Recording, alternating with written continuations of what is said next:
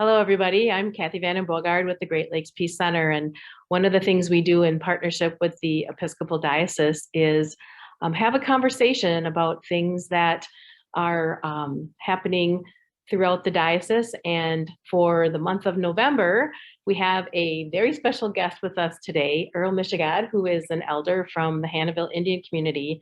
And he is here to talk to us about the misconceptions around the harvest feast and how that relates to the first Thanksgiving and some of the inaccurate information that most of us learned growing up. And so I'm going to turn it over to him and let him tell us more about it.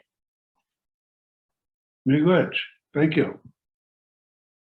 I want to share with you some of those things that was shared to us back in the old days in the early 70s by our elders and visitors that came around at that time. And it had a lot to do with how our people lived way back in that day and that time over there. In that time, there was an abundance of everything that when our people grew their gardens, they had really a lot of extra because they had to always be prepared going into the winter. So they always planted a little bit extra. And in that time, they called that the land of plenty because there was an abundance of everything. And at that time, there is no doubt in my mind that the people only spoke the language, their own dialect of language. And it was not only our people, but every group of Indian people everywhere. They did a lot of gardening. They all had gardens that they relied upon. And every day, in morning, noon, and night, they say, that's 3 times a day, they stop and they have this offering they call the giving of thanks, what we call Meshigaud, the giving of thanks today. And back in those days, they said that they took a look out there and they saw these other people. And those people became known to us as the Pilgrims. And they had a very hard time trying to adjust here when they got here into this country.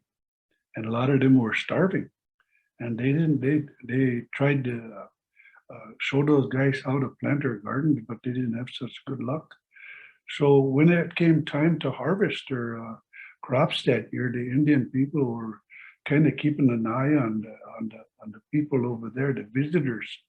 And they invited them over there to take part in that feast because all the Indian people everywhere at that time would celebrate that time of the year with a big harvest feast. They'd get together and the whole community would come together sometime for 2-3 days. That's all they would do is eat and tell stories and give thanks for everything that they had.